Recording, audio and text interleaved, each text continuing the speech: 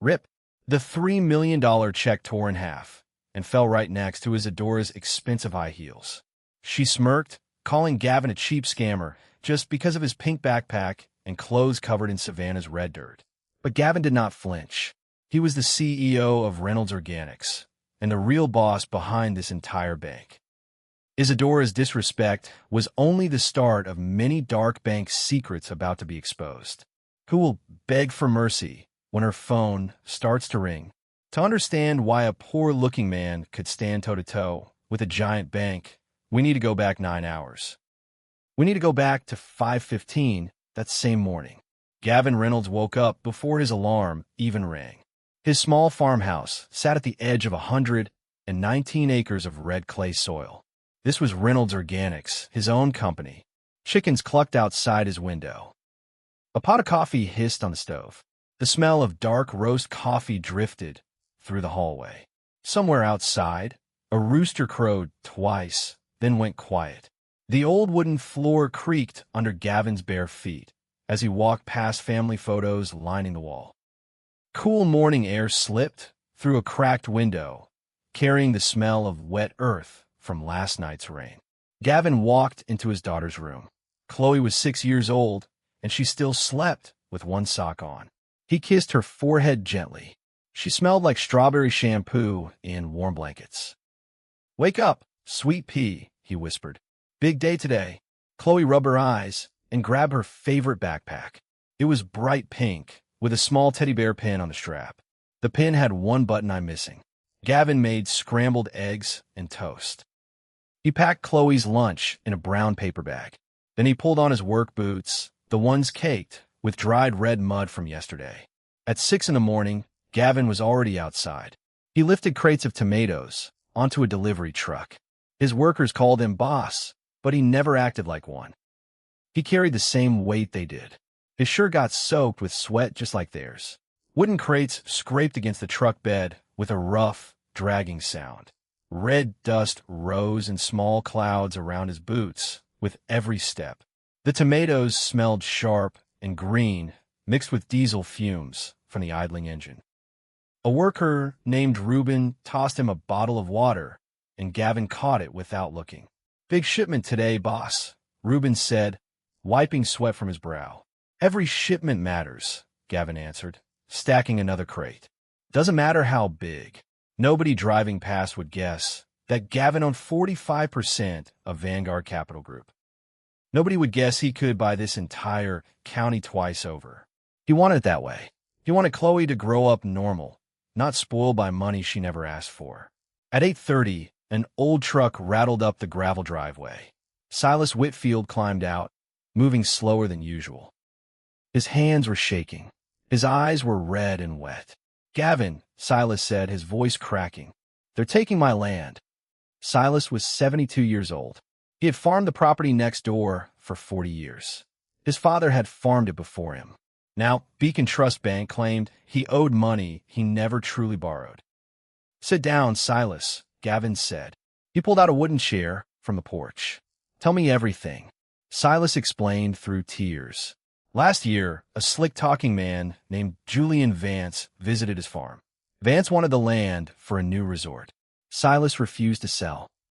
Somehow, weeks later, papers appeared showing a loan Silas never remembered signing. Now the bank said he owed $109,417. If he didn't pay by Friday, they would take the farm. "But I have the check," Silas said. He pulled out an envelope. The government sent it. Emergency farm relief. $3,215,400. Gavin's eyebrows lifted. That was a strange amount for a relief check. But federal grants often came in odd, specific numbers. "So deposit it," Gavin said. "Pay off the loan today." Silas shook his head. "The branch manager keeps stalling me. She says there's a hold on new accounts. She won't release the funds before Friday." Gavin's jaw tightened. Something felt very wrong. "I'll go with you," Gavin said. "Let me handle the bank." Silas wiped his eyes. "Would you? I don't trust that woman. Isadora Thorne. She looks at me like I'm dirt on her shoe." Gavin stood up slowly. He had a rule about hiding who he really was. Nobody outside his closest circle knew about his hidden ownership in Vanguard Capital Group. He built that wall to protect Chloe from danger and from strangers chasing his money. If he walked into that bank as a billionaire, everyone would bow their heads. The truth about that branch would stay buried under polite smiles. He looked at his reflection in the kitchen window. Mud on his jeans, a torn flannel shirt, work boots with broken laces. Maybe I should call ahead, he murmured to himself. Maybe I should send someone else instead. His chest felt tight just thinking about it. Would this trip put his daughter at risk? Would strangers ask questions he could never answer safely?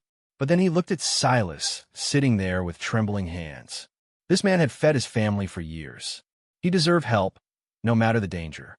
Gavin picked up his phone and called a private number. Only one man answered that line. Alistair, Gavin said. I need eyes on the Savannah branch. Alistair Sterling was 65 years old. He sat as chairman of the entire Vanguard Capital Group board in New York. He had mentored Gavin since Gavin was 22, fresh out of college, with nothing but a dream and a bag of seeds. Savannah's foreclosure rate is strange, Alistair said, his voice sharp through the phone. Papers rustled on his end, as though he were flipping through a thick file. Too many small farms losing land this year. I suspect Isadora Thorne is working with local developers. I'm going down there myself, Gavin said.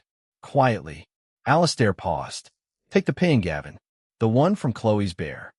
Gavin looked at the small pin on his daughter's backpack strap. Nobody knew it held a tiny hidden camera. Alistair had installed it months ago, after threats against the family increased. It could stream live video straight to the board's private feed in New York. Turn on, Alistair said. Let's see what that branch is really hiding. Gavin clicked the small switch under the bear's chin. A tiny red light blinked once, then went dark and silent. Nobody would ever notice it. By 10 in the morning, rain poured down over Savannah. Thick gray clouds rolled over the old brick buildings downtown. Gavin held Chloe's hand as they walked toward Beacon Trust Bank. The bank looked like a palace from another century. White marble columns rose up outside the entrance. Inside, a massive crystal chandelier sparkled above polished floors. Brass teller windows gleamed under warm golden light. Gavin pushed through the heavy glass doors, water dripping off his jacket. His muddy boots squeaked against the marble floor. Chloe's pink backpack bounced against her shoulders. Cold air conditioning hit them the moment the doors closed behind them. The lobby smelled like fresh paper and expensive perfume, clashing sharply with the wet earth clinging to Gavin's boots. Somewhere above, a soft clock ticked steadily near the vault door. Every head in the lobby turned to look. Men in tailored suits paused their conversations. Women in pearl necklaces stared with narrowed eyes. A small child pointed at the muddy footprints trailing across the shining floor, until her mother pulled her hand down. A young teller stepped forward with a warm smile. Her name tag read Clara Higgins. She looked about 24 years old, with kind eyes and a gentle voice. Good morning, sir. How can I help you today? I need to deposit this check, Gavin said, sliding the envelope across the counter. Into a trust account for my daughter. Clara opened the envelope and pulled out the check. Her eyes widened at the number. $3,215,400. She typed quickly on her computer. The signature verifies. The security code matches federal records. This looks completely valid. Clara reached for her stamp, ready to process the deposit. But a sharp voice cut through the lobby like a blade. Stop right there. Isadora Thorne stepped out from her private office. She wore a fitted emerald green dress and towering high heels. Her blonde hair was styled perfectly, not one strand out of place. She walked toward the counter, her heels clicking sharply against the marble. Her eyes moved over Gavin's muddy clothes with open disgust. Then she noticed the pink backpack on his daughter's shoulders. Let me see that, Isadora said, snatching the check from Clara's hands. She studied it for only a second before her lips curled into a smirk. This is fake, she announced loudly, loud enough for the whole lobby to hear. Absolutely fake. Ma'am, the system already verified it, Clara said quietly. The code matches. Quiet, Clara. Isadora snapped, her eyes never leaving Gavin. I know a scam when I see one. Clara's hands trembled slightly at her side. She had seen Isadora dismiss customers before, but never this loudly, never in front of a crowd this large. Something about the harshness in her manager's voice made her stomach twist with worry. She turned to Gavin with a cruel little laugh. A man walks in here covered in dirt, holding a child's backpack, claiming he has $3 million? Please. A few customers nearby chuckled softly. An older woman near the Penn station shook her head and whispered to her friend. Gavin felt heat rise up his neck, but his face stayed calm. Chloe pressed closer against his leg, her small fingers gripping his jacket.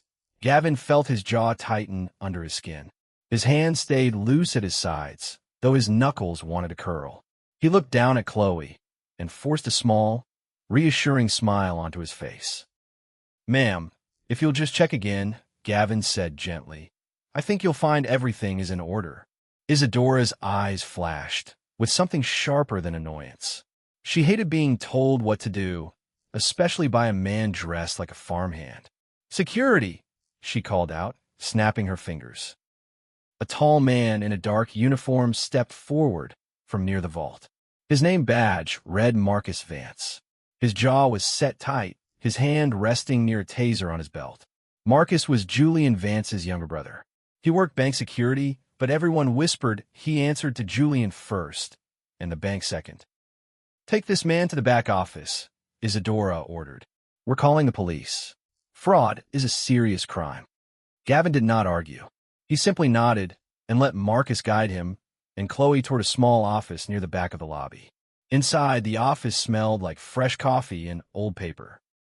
A tall clock on the wall ticked loudly in the sudden quiet. Gavin gently sat Chloe on a soft leather couch. He handed her a small coloring book from his jacket pocket. Stay right here, sweet pea, he whispered. Daddy will handle this. Chloe nodded, opening the coloring book to a page with a purple dragon. She picked a crayon and started coloring quietly, her small legs swinging above the floor.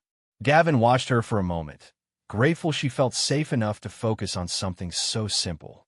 While Isadora made her phone call, Gavin's eyes scanned the room. On the corner of her desk sat a folder with a familiar logo. Vance Development, the same company Julian Vance ran.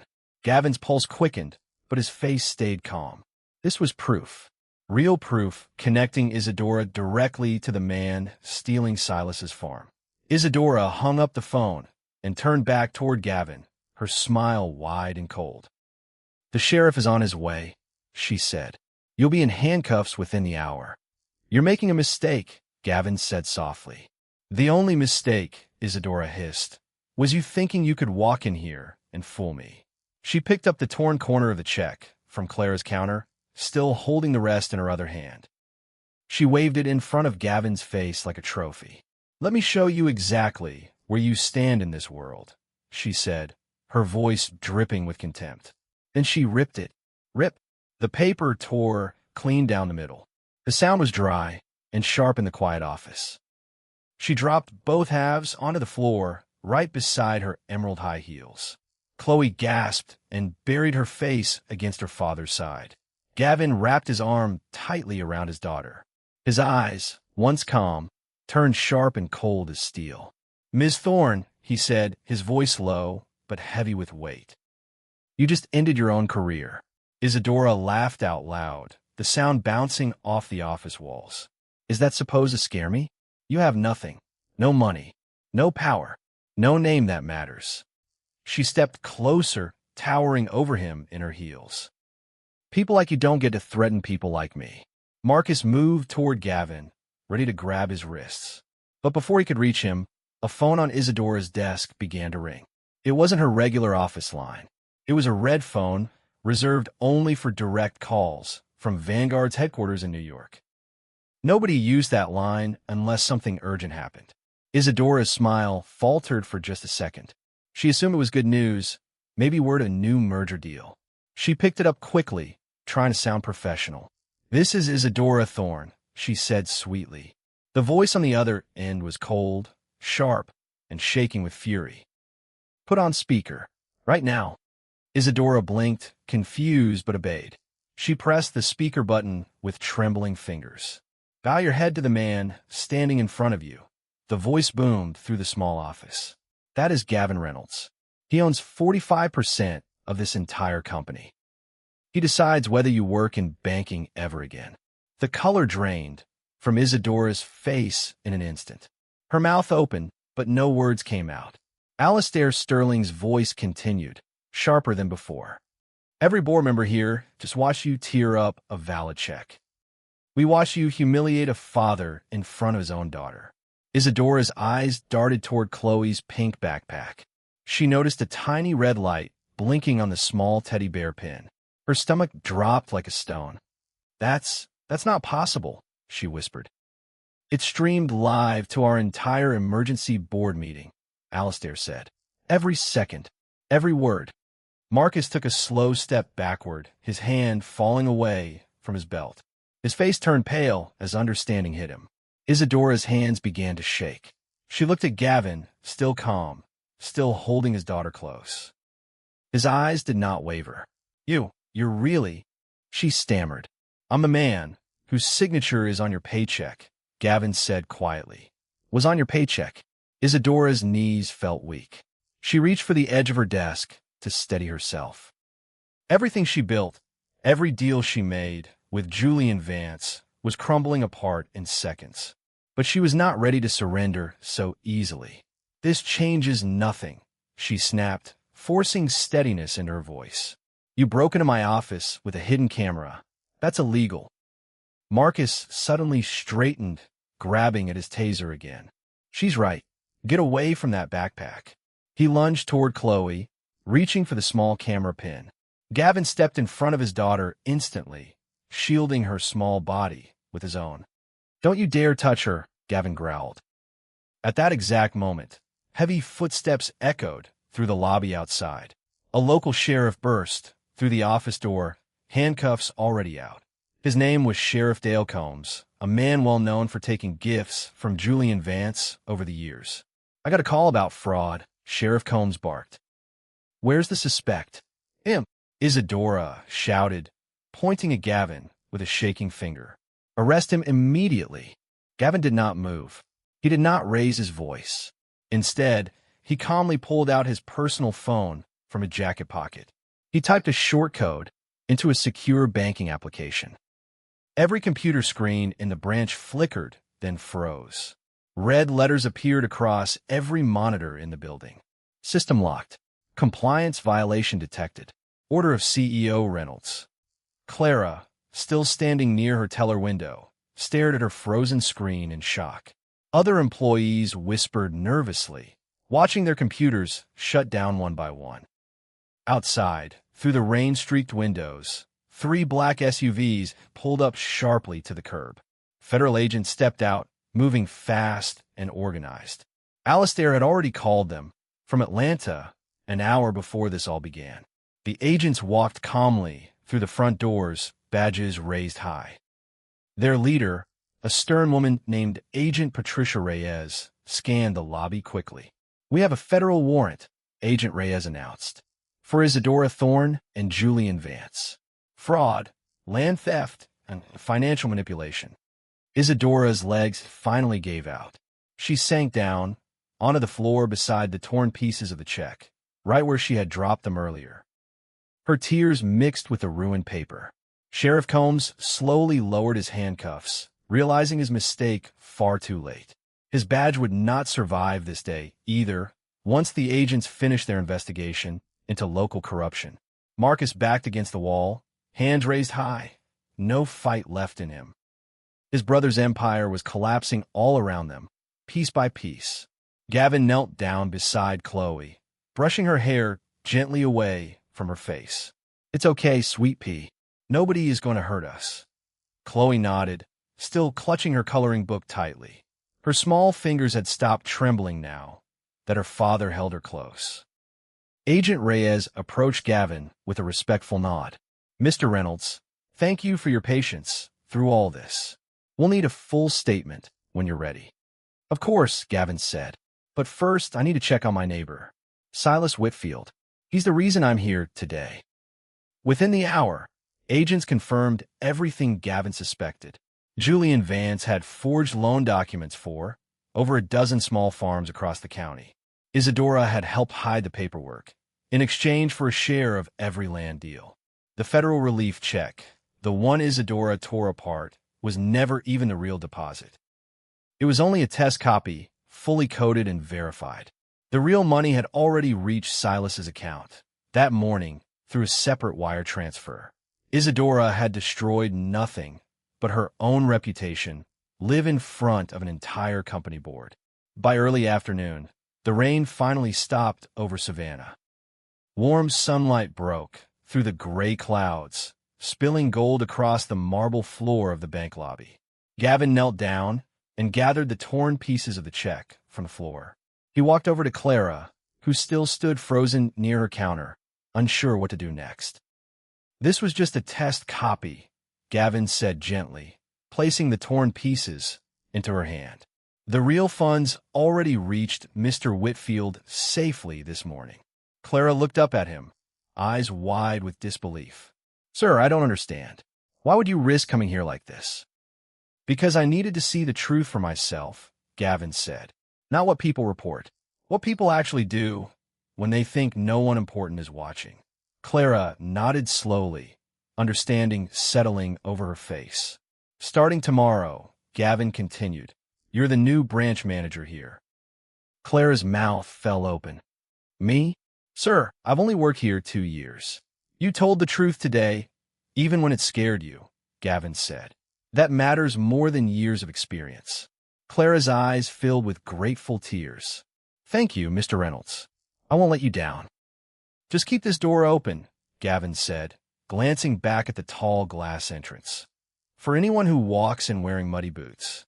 Outside, Silas waited near the entrance, his old truck parked crookedly at the curb. His eyes were red, but this time from relief instead of fear. "They said my farm is safe," Silas said, his voice thick with emotion. "The loan is gone. The land is mine again." Gavin placed a firm hand on the old farmer's shoulder. "It was always yours, Silas. Nobody had the right to take it." Silas wiped his eyes with a worn handkerchief. "How can I ever repay you for this?" "Keep farming," Gavin said with a small smile. "Keep feeding this town like you always have." As agents led Isadora out through the lobby in handcuffs, she caught one last glimpse of Gavin standing near the door. Her mascara ran down her cheeks, ruining the polished mask she wore all morning. "If I had known who you were," she muttered, barely above a whisper. "That's exactly the problem," Gavin said calmly. "You shouldn't need to know who someone is to treat them with basic respect." Isadora had no answer left. The agents guided her through the doors and into a waiting car outside. Julian Vance was arrested less than 2 hours later at his office across town. Agents found stacks of forged documents hidden inside his private safe. His construction plans for the new resort collapsed along with his freedom. By evening, news of the Beacon Trust scandal spread across Savannah. Local reporters gathered outside the bank, cameras flashing under the clearing sky. Neighbors stood on sidewalks, whispering about the arrest and the torn check. Farmers who had lost land over the past year began stepping forward with their own stories. One by one, they called the sheriff's office, then the newspaper, then each other. Federal investigators promised a full review of every foreclosure linked to Vance Development. An elderly woman named Ruth N., who had lost 20 acres the previous spring, wept quietly on her porch when she heard the news. Her daughter held her hand and promised things would finally be made right. Gavin used a portion of the recovered funds to start something new. He called it the Savannah Trust Fund, a program built to protect small farmers from predatory loans across the entire county. He hired 2 young lawyers to review every questionable loan filed in the last 5 years, free of charge for any family who asked. Within its first month, The fund had already helped over 200 families secure their land titles safely. Silas became the first name on its board of local advisors, a role he accepted with a proud, shaking handshake. That evening, the sky over Savannah turned soft shades of orange and pink. Gavin walked hand in hand with Chloe down the sidewalk, away from the bank and its marble columns. "Daddy," Chloe said, tugging at his sleeve. "Can we get ice cream now?" Gavin laughed, the tension of the day finally melting from his shoulders. "Strawberry or chocolate? Sweet pea?" "Strawberry," Chloe said instantly, grinning up at him. They walked together toward a small ice cream shop near the river, its striped awning fluttering gently in the evening breeze. Gavin lifted Chloe onto his shoulders, her small hands resting on his head. He thought about Silas, safe on his farm tonight. He thought about Clara, ready to lead her branch, with honesty instead of fear. He thought about all the families the Savannah Trust would protect in the years ahead. Money never defined a person's worth. Gavin knew that better than most. What mattered was how someone used it, and who they chose to protect along the way. As they reached the ice cream shop, Chloe looked down at her father with curious eyes. "Daddy, why did that lady say mean things about us?" Gavin thought for a moment before answering gently. "Some people judge others before they really know them. It's never about us, sweet pea. It's about what's missing inside them." Chloe nodded, satisfied with the answer, already distracted by the colorful flavors displayed in the shop window. Inside, the shop owner recognized Gavin immediately and refused to let him pay. Word of the bank scandal had already reached every corner of downtown Savannah. "On the house today, Mr. Reynolds," the owner said with a proud smile, "for everything you did for this town." Gavin thanked him kindly and carried 2 cones outside into the warm evening air. Chloe licked her strawberry ice cream happily, swinging her legs from the bench beside him. A soft breeze carried the smell of river water and fresh-cut grass across the square. Somewhere down the street, a bell rang. As another shop closed for the evening, Gavin sat quietly, letting the noise of the day finally settle in his chest. "Daddy, your ice cream is melting," Chloe said, giggling. Gavin looked down and laughed, catching a drip before it reached his hand. For a moment, none of the morning's chaos seemed to matter at all. Across the street, the old bank building stood quiet under the fading sunlight, its marble columns glowing softly orange. Tomorrow, it would open its doors again, under new leadership and a new promise. Gavin looked down at his daughter, her face covered in pink ice cream. She had no idea how much power rested quietly behind her father's calm eyes. That was exactly how he wanted it to stay. Some of the richest men in the world hide behind expensive suits and loud voices. Gavin Reynolds hid behind mud, quiet mornings, and a little girl's pink backpack. Tomorrow, Silas would wake up on his own land, coffee brewing in his own kitchen. Clara would unlock the bank doors as its new manager, ready to greet every customer with the same respect.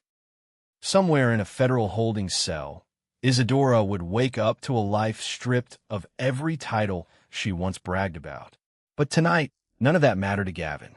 Only one thing mattered: his daughter, laughing beside him, ice cream on her cheeks, safe under a soft orange sky. And on that warm Savannah evening, that was more than enough.